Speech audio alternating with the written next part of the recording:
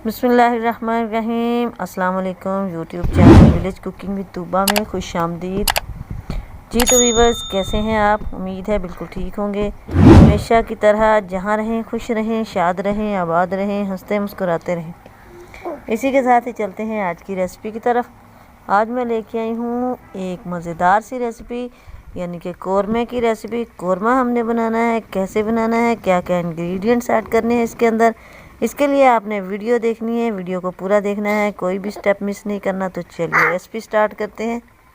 First of all तो 1 kg beef लिया है मैंने। ये इसकी छोटी छोटी सी बोटियाँ कर ली हैं और इसको अच्छे से वॉश कर लिया है। अब पतीले में मैंने 1 कप घी डाला है और इसके अंदर हम घी गर्म हो चुका है, इसके अंदर हम बीफ डाल देते हैं।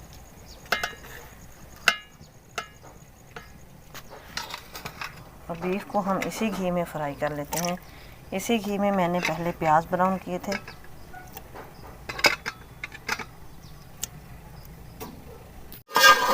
तीन से 4 मिनट के लिए मैंने इधर गोश्त को फ्राई किया है। इसका कलर माशाल्लाह चेंज हो चुका है। अब इसके अंदर लहसुन और अदरक का पेस्ट डाल देंगे 2 चम्मच। तो थोड़ी सी हम 2 से 3 मिनट के लिए भुनाई करेंगे ताकि लहसुन अदरक का कच्चापन ख़त्म हो जाए। 3 से 4 मिनट हो गए हैं मुझे ये लहसुन अदरक को डाल के भुनाई करते हुए। माशाल्लाह भुनाई हो गई है। अब इसके अंदर कुछ स्पाइसेस डाल देते हैं। 1 चम्मच नमक डालेंगे इसके अंदर, अगर कम लगा तो बाद में और डाल लेंगे। और 1 ही चम्मच भर के हम डालेंगे सुरख मिर्च पाउडर का। और हाफ़ टेबल स्पून में इधर डाल रही हूँ हल्दी पाउडर। अब हम इनको भून लेते हैं 4 से 5 मिनट के लिए।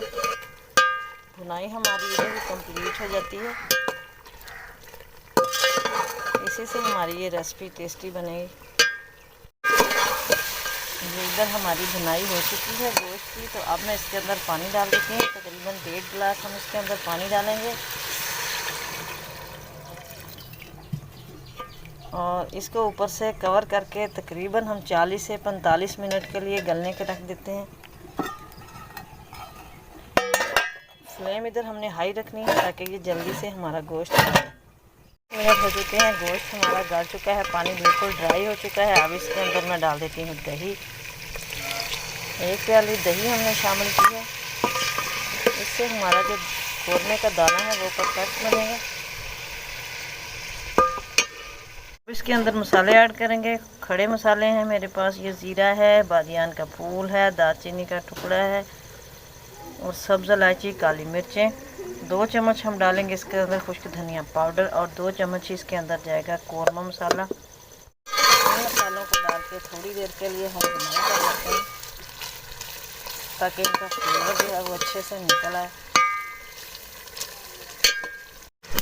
अब हम इसके अंदर डाल देंगे ब्राउन प्याज, मैंने हाथों से मसल के रखी हुई है। इससे इसकी ग्रेवी जो है वो काफ़ी थिक हो जाएगी।